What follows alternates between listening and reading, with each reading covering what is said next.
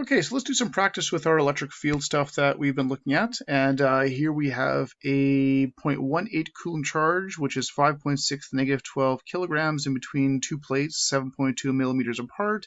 And it goes across in 0.38 microseconds.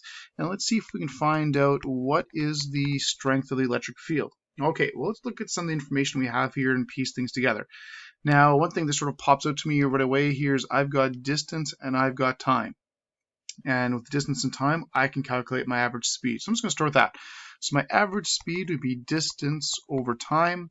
I've got my 7.2 millimeters. Of course, don't forget to change that into meters. And I'm going to divide that by the 0.38 microseconds. Of course, that's the -6.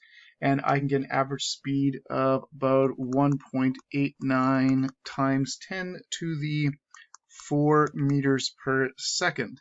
So that's my average speed.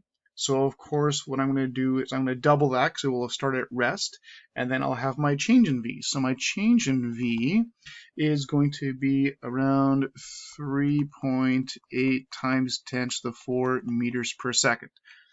Okay, well, I've got change in V, and one of the logical things that we often find after that is acceleration. So we've got this, and let's find our acceleration. We have our change in V, we have our change in T, so we can take our 3.8 to the 4, and we can divide that by the T that we have from the beginning, and we can get an acceleration of around 9.97 times 10 to the 10 meters per second squared. All right, now I've got acceleration, and so far, average V, delta V, acceleration, these are all the exact same calculations you guys have been doing for a couple months already. And one of the next steps typically that we do is we find force. We've got the acceleration, we've got the mass, we can find force. F equals ma, no different than other stuff you guys have done. So I'll take that acceleration, I'll multiply that by my mass, which is already in kilograms, so that's perfect. And I multiply the two out, and it looks like we've got a force of about 0.56 newtons. Okay, now this is where the only newish type thing kicks in. You've got the force, you also have the charge, and electric field is electric force, which is what this is right there, divided by the Q. So I'll take that 0.56, I'll divide that by my 0.18 coulombs, and we've got an electric field of around 3.1 newtons per coulomb. And there we go. So that's how we can calculate the electric field. And literally, this is all stuff you guys have done before. The only thing that's different is that one calculation at the end. Everything else has been DTV, VAT, F equals ma, acceleration. It's all the same stuff, just a different scenario, a different application, and one slight different calculation at the end of this one, and that's it. Okay, combine that with a little bit of prefix action, and that's basically it. It's all pretty good. Okay, so let's do some more questions. Let's do some more examples. Okay, so here we have another scenario. This time we're going to use an electron, and the electron would go against the field, and it's between two plates 140 nanometers apart, and it hits going 0.70 C. Now, a lot of these particles go so fast, it's really common to compare their speed to the speed of light, which is what little tiny c means. So this thing is hitting going 0.70 C, or 0.7 times the speed of light. And of course, the speed of light is on your super sheet, and you should be able to find it there. And so first thing we'll do is convert this to meters per second. So we just multiply that by the speed of light. This converter would be around 2.1 times 10 to the 8 meters per second.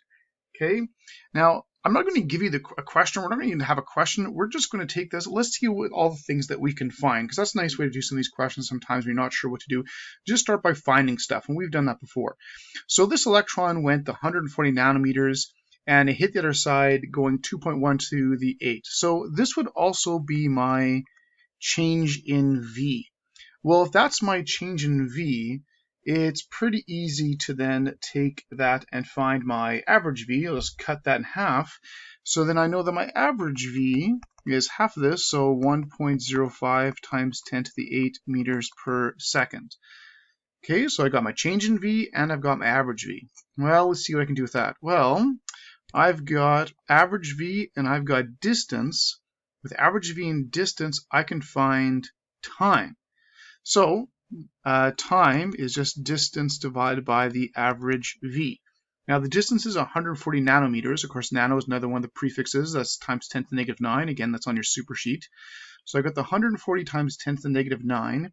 I'm going to divide that by the 1.05 to the 8. So got the 140 to the power of negative 9 because it's nano. And we divide that by the 1.05 to the power of 8. It's going to be pretty quick here. We're looking around 1.33 times 10 to the negative 15 seconds. Okay, so I found time. Well, what could I do with this? Well, with time, well, I've got time and I've got change in V. Well, with time and change in V, I can find acceleration. So change in V over change in T, so I can take that 2.1 to the power of 8 that I found before. I'm going to divide that by the time I just found, which is 1.33 to the negative 15, and I can divide this two out, and I get about acceleration of 1.58 times 10 to the 23 meters per second squared. Okay, well, I got acceleration. Well, now what I could do, let's see, I know it's an electron, which means it's just an electron, so the mass and charge are constant. Those are things we know. They're on your super sheet. You can find the mass electron, charge electron. Well, if I know the mass, because it's an electron, I have the acceleration, I can find force. So force would be equal to mass times acceleration. Well, I've got the acceleration. I times that by the mass of the electron, which is 9.11 to the negative 31.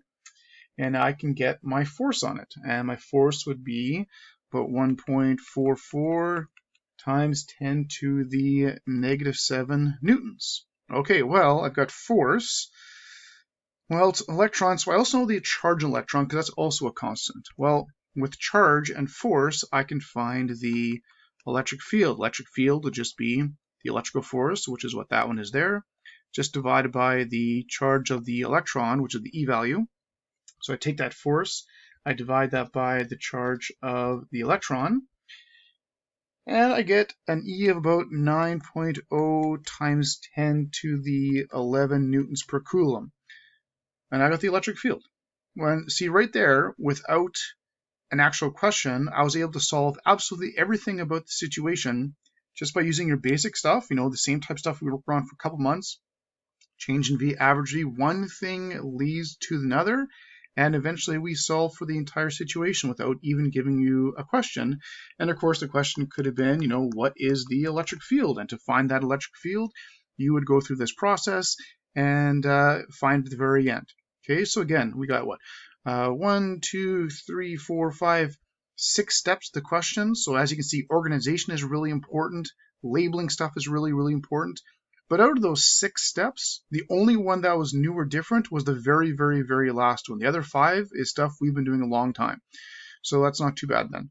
Okay, just the powers 10 a little bit different. Prefixes, you got to watch those. And the one slight difference for this one is given relative to the speed of light. But that you just switch into meters per second by multiplying by the speed of light in a vacuum, and you're good to go. Okay, well, let's try something else. I'll show you guys something else so we can keep on moving on with other types of questions. So before we get too much farther in other types of questions, we got to do some little bit of a subatomic review 101 type stuff here involving atomic mass and atomic number, because a lot of times we talk about using elements or certain nuclei and stuff like that in these types of questions.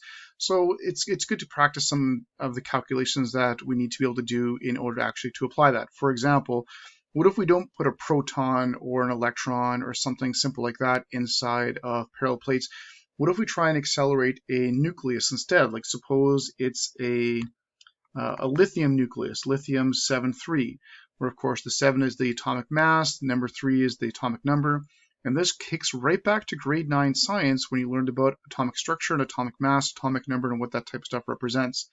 So of course the top number here, this is that's your atomic mass. And of course, the one below it, of course, is your atomic number. And if we go back to what these things actually represent, of course, the atomic mass tells you the number of protons and the number of neutrons put together. Okay, so there's 7 things in the nucleus, and of course the atomic number tells you the number of protons. And this is just basic grade 9 science. So lithium's got 7 things in the nucleus, 3 of them are protons, so 4 of them would be neutrons. Okay, so we have that. The other thing though is this gives us the mass in atomic mass units, or AMUs.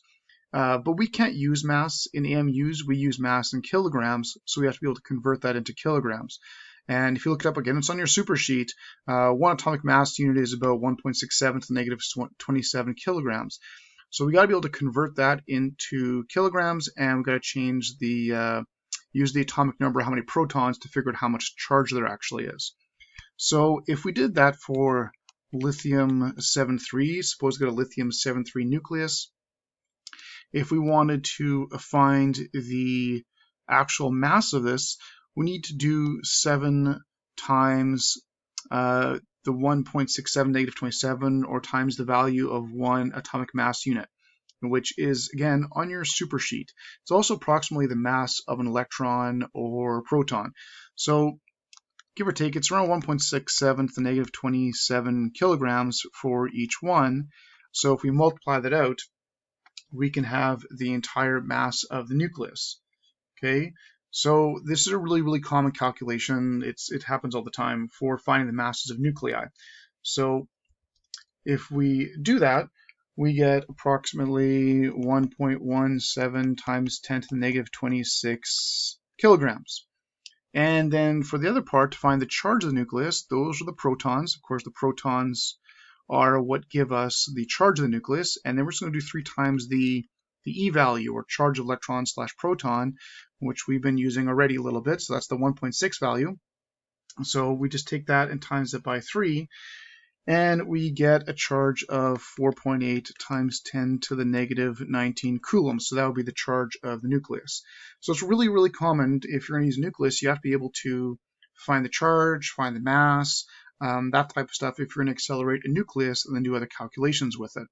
A common one actually for this type of thing is what's called an alpha particle. And alpha particle is actually a helium nucleus, which is a common form of radiation, and it'd be helium-4 So if we wanted to get the charge of this one, it would be 4 times the 1.67 negative 27, because there's 4 things in the nucleus. So the mass for this one would be about 6.68 times 10 to the negative 27 kilograms. And the charge would be twice the charge of a proton, so around 3.2 times 10 to the negative 19 coulombs. So that's where we can use the atomic mass and atomic number in order to find the charges for these things and the masses. So then if we took quickly another one, let's take platinum, so that's PT, and we've got 195 and we've got 78. If we wanted to find the mass and charge of this one, well, to find the mass, we would have to do 195 times that 1.6-ish to the negative 27, and we'd have a mass of around 3.26 times 10 to the negative 25 kilograms. And for the charge, there's 78 protons, so we'll do 78 times the 1.6 value, or charge of a proton, and we multiply that out, and we get 1.25 times 10 to the negative 17 coulombs. So there's the charge of the nucleus. So this is a calculation that's it's pretty simple. It's just taking the value of 1 and multiplying either by the atomic mass or the atomic number, and finding out the masses and charges of different nuclei. So we don't just have to stick to protons and electrons. And it kicks back to basic grade 9 atomic structure, numbers and values with the atomic mass and the atomic number.